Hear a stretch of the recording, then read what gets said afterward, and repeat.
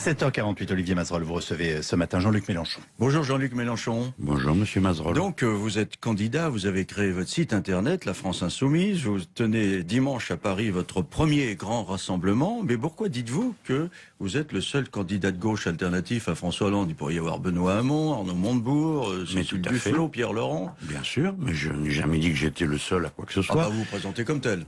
Non, c'est vous qui l'avez pourquoi pas, bon. Mais ce n'est pas mon état d'esprit. J'ai proposé ma candidature le 11 février.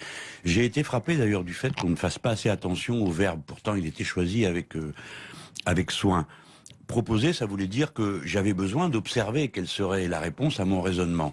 Mon raisonnement était que la primaire serait une machine à déchiqueter, un tamis social et politique, et que nous en ressortirions dans la confusion. C'est bien ce qui se passe puisqu'il n'y a pas de primaire. Et donc, je m'avance dans la légitimité des 4 millions de voix que j'ai rassemblées la dernière fois, et je m'avance parce qu'il faut construire dans la durée. Ce que nous avons à faire est compliqué. Voilà. Donc j'attendais une réponse. J'estime que j'en ai reçu déjà beaucoup de réponses. D'abord 110 000 personnes qui appuient ma candidature personnellement, un millier de groupes d'appui, oui, mais ça ne veut pas dire des clics, hein, attention. Hein. Les clics, c'est celui qui vient de visiter. Il y en a presque 1,5 million qui sont venus visiter, mais qui disent oui, j'appuie votre candidature. 110 000, de l'argent de collecté, 1000 groupes d'appui, plus de 2000 syndicalistes qui m'appuient. Donc j'estime que j'ai reçu une réponse, un bon écho, et que des gens ont dit oui, on s'appuie sur vous pour mener la bataille politique que nous voulons mener, pour le changement. L'union à gauche, ça claudique un peu quand même, parce que regardez le Parti communiste qui tient son congrès, alors Pierre Laurent, il est ultra vexé, vous teniez votre discours en même temps que le sien, quasiment, place Stalingrad, en plus à 2 pas du siège du Parti communiste dimanche. Non, d'abord... Vous les narguez, les communistes? Non, du tout. Les communistes, d'abord, beaucoup d'entre eux sont engagés dans ma campagne, ils n'ont pas attendu la décision qui, à mon avis, finira par se produire du parti lui-même. Mais il n'y a aucune volonté de provocation de ma part, d'aucune sorte. Je ne suis pas un anticommuniste. Il y a des gens qui le sont, mais moi, je ne le suis pas. Les horaires sont calculés de telle manière que chacun puisse tranquillement aller de l'une à l'autre manifestation. Et pardon de dire qu'un congrès et un rassemblement, c'est pas tout à fait de il la est même vexé, nature. Pierre Laurent, quand même. Je ne sais pas, mais vous êtes peut-être son interprète. Il le dit. Ah, ben moi, il on nous a pas prend parlé. pour des colleurs d'affiches en parlant de vous. Non, jamais de la vie. Allons, jamais de la vie. D'ailleurs, nous collons nous-mêmes nos affiches. Alors, dans les sondages, vous êtes à 12%, ce qui est loin d'être négligeable, mais vous êtes quand même, malgré tout le discrédit qui est le sien, 2 points derrière François Hollande. Oui, ben c'est déjà pas mal, non? Oui, mais d'accord, mais enfin, vous rendez compte, avec le tombereau de mauvais commentaires qu'il obtient, il est quand même 2% devant vous. 2 points, oui, c'est ce qui se dit, c'est la marge d'erreur, ça va. J'estime que commencer une campagne à 2 points de celui qui devrait être le leader. Et la dernière fois, j'ai commencé à 3%, Monsieur Mazerolle. J'ai fini à 11, donc j'ai des raisons d'avoir bon espoir. Et puis, pour être honnête, je ne me définis pas par rapport à lui. À mon avis, l'affaire est entendue. Nous ne sommes pas dans le même couloir, nous ne parlons pas des mêmes choses. Moi, je parle d'un changement profond des institutions, de la planification écologique, de l'indépendance de la France. Lui, c'est autre chose. C'est la prolongation des centrales nucléaires, c'est la 5e République et la monarchie présidentielle qui continue, et c'est l'attitude valétudinaire à l'égard du gouvernement allemand ou du gouvernement nord-américain. Donc on ne parle pas des mêmes choses, et honnêtement, je ne ferai pas campagne contre François Hollande, il m'indiffère. Alors, si on prend le total des voix de la gauche, laquelle vous êtes fidèle, hein, c'est-à-dire les vôtres, Cécile Duflot, etc., ça fait 18%, ce qui n'est pas négligeable hein, dans les sondages. C'est pas négligeable.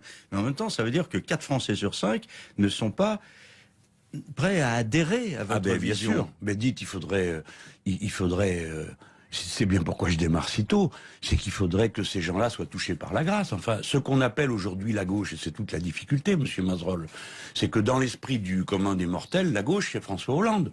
Donc les gens se disent c'est quelque chose qui marche pas, un ramassis de menteurs, qui nous trompent et qui rendent notre vie si difficile. La loi El Khomri pourrit la vie des gens. Pourquoi croyez-vous que les gens soient si entêtés à lutter contre elle? C'est qu'ils ont bien compris qu'il s'agit de leur quotidien. Contre la CGT, parce qu'ils en ont marre des blocages. Oui, les journalistes, beaucoup, mais... Non, pas les journalistes, non, oui, ceux dont on recueille les témoignages, dans les trains, les routiers même. Oui, oui, très bien.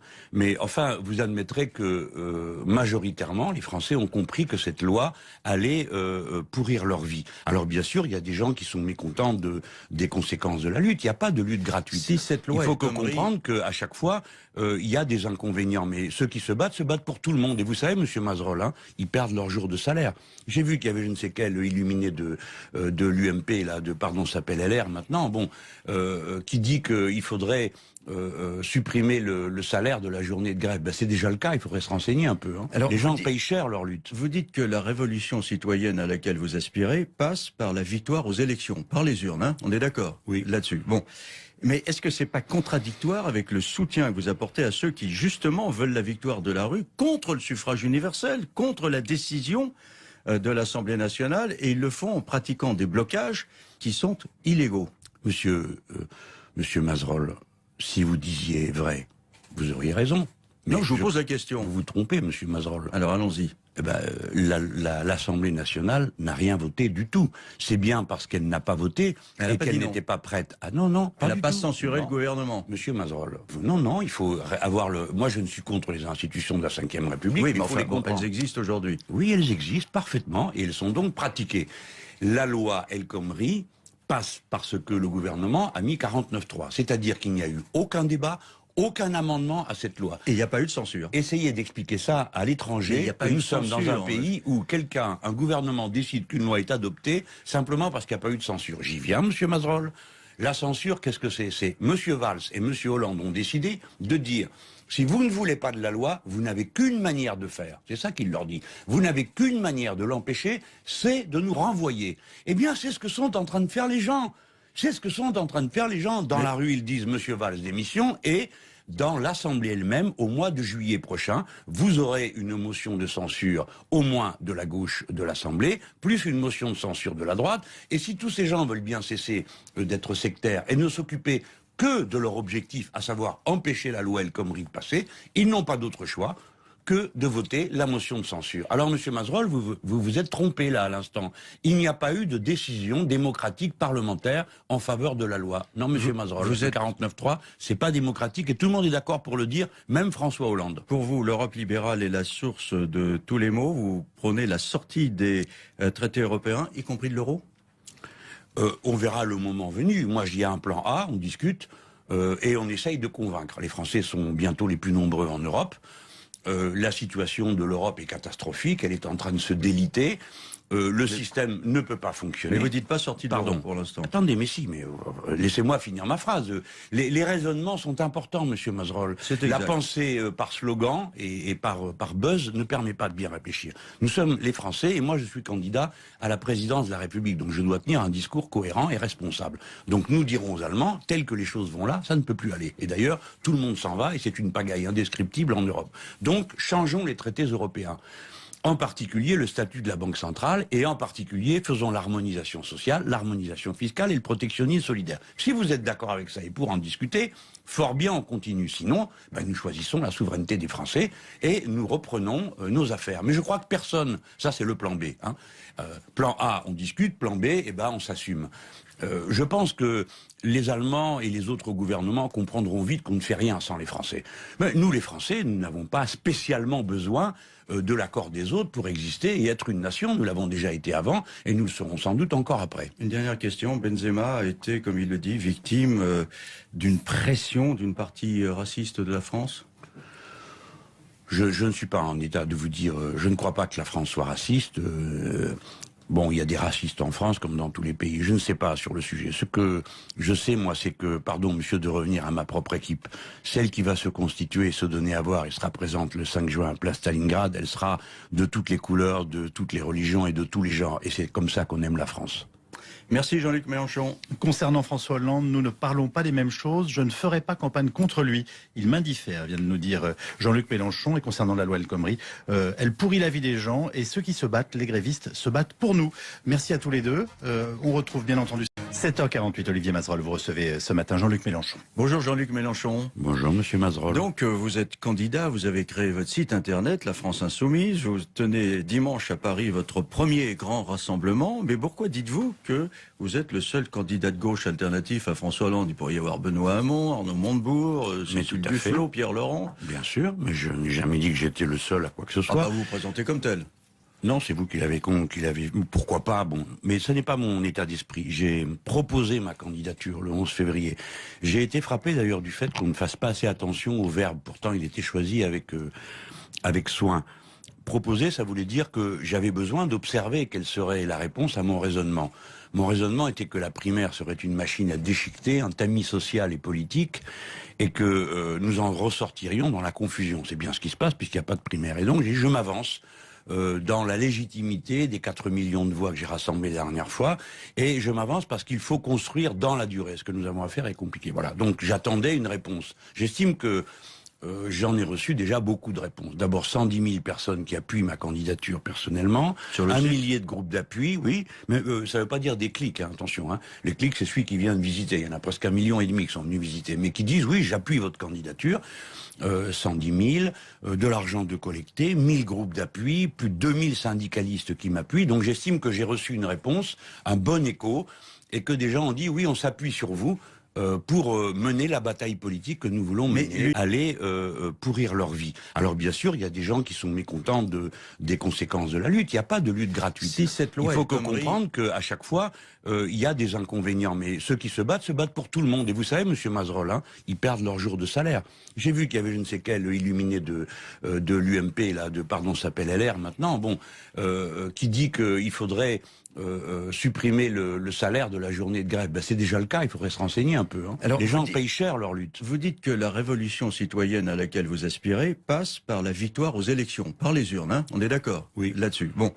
Mais est-ce que c'est pas contradictoire avec le soutien que vous apportez à ceux qui, justement, veulent la victoire de la rue contre le suffrage universel, contre la décision de l'Assemblée nationale, et ils le font en pratiquant des blocages qui sont illégaux? Monsieur Mazerolle, si vous disiez vrai, vous auriez raison. Mais non, je vous pose la question. Vous vous trompez, Monsieur Mazerolle. Alors allons-y. Eh ben, l'Assemblée nationale n'a rien voté du tout. C'est bien parce qu'elle n'a pas voté et qu'elle n'était pas prête. Ah non, elle n'a pas censuré le gouvernement. Monsieur Mazerolle, non, il faut avoir le... Moi, je ne suis contre les institutions de la Ve République. Oui, mais enfin, elles existent aujourd'hui. Oui, elles existent parfaitement et elles sont donc pratiquées. La loi El Khomri passe parce que le gouvernement a mis 49.3. C'est-à-dire qu'il n'y a eu aucun débat, aucun amendement à cette loi. Et il n'y a pas eu de censure. Essayez d'expliquer ça à l'étranger. Nous sommes dans un pays où un gouvernement décide qu'une loi est adoptée simplement parce qu'il n'y a pas eu de censure. J'y viens, Monsieur Mazerolle. La censure, qu'est-ce que c'est? C'est Monsieur Valls et Monsieur Hollande ont décidé de dire si vous ne voulez pas de la loi, vous n'avez qu'une manière de faire. C'est ça qu'il leur dit. Vous n'avez qu'une manière de l'empêcher, c'est de nous renvoyer. Eh bien, c'est ce que sont en train de faire les gens.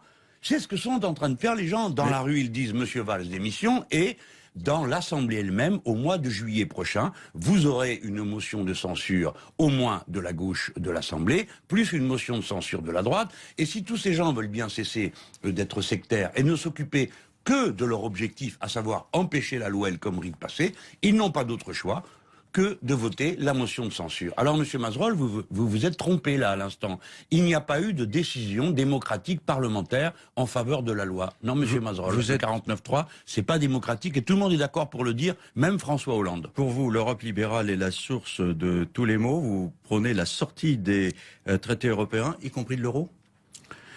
On verra le moment venu. Moi, j'y ai un plan A, on discute et on essaye de convaincre. Les Français sont bientôt les plus nombreux en Europe. La situation de l'Europe est catastrophique, elle est en train de se déliter. Le système ne peut pas fonctionner. Mais vous dites pas sortie de l'euro pour l'instant. Attendez, mais si, mais laissez-moi finir ma phrase. Les raisonnements sont importants, Monsieur Mazerolle. La pensée par slogan et par buzz ne permet pas de bien réfléchir. Nous sommes les Français et moi je suis candidat à la présidence de la République, donc je dois tenir un discours cohérent et responsable. Donc nous dirons aux Allemands, tel que les choses vont là, ça ne peut plus aller. Et d'ailleurs, tout le monde s'en va et c'est une pour le changement. L'union à gauche, ça claudique un peu quand même, parce que regardez le Parti communiste qui tient son congrès, alors Pierre Laurent, il est ultra vexé, vous teniez votre discours en même temps que le sien, quasiment, place Stalingrad, en plus à 2 pas du siège du Parti communiste dimanche. Non, d'abord... Vous les narguez, les communistes? Non, du tout. Les communistes, d'abord, beaucoup d'entre eux sont engagés dans ma campagne, ils n'ont pas attendu la décision qui, à mon avis, finira par se produire du parti lui-même. Mais il n'y a aucune volonté de provocation de ma part, d'aucune sorte. Je ne suis pas un anticommuniste. Il y a des gens qui le sont, mais moi, je ne le suis pas. Les horaires sont calculés de telle manière que chacun puisse tranquillement aller de l'une à l'autre manifestation. Et pardon de dire qu'un congrès et un rassemblement, c'est pas tout à fait de il même est vexé, nature. Pierre Laurent, quand même. Je ne sais pas, mais vous êtes peut-être son interprète. Il le dit. Ah, ben moi, il nous pas prend pour parlé. des colleurs d'affiches en parlant de vous. Non, jamais de la vie. Allons, jamais de la vie. D'ailleurs, nous collons nous-mêmes nos affiches. Alors, dans les sondages, vous êtes à 12%, ce qui est loin d'être négligeable, mais vous êtes quand même, malgré tout le discrédit qui est le sien, 2 points derrière François Hollande. Oui, ben c'est déjà pas mal, non? Oui, mais d'accord, mais enfin, vous vous rendez compte, avec le tombereau de mauvais commentaires qu'il obtient, il est quand même 2% devant vous. 2 points, oui, c'est ce qui se dit, c'est la marge d'erreur, ça va. J'estime que commencer une campagne à 2 points de celui qui devrait être le leader. La dernière fois, j'ai commencé à 3%, monsieur Mazerolle. J'ai fini à 11, donc j'ai des raisons d'avoir bon espoir. Et puis, pour être honnête, je ne me définis pas par rapport à lui. À mon avis, l'affaire est entendue. Nous ne sommes pas dans le même couloir, nous ne parlons pas des mêmes choses.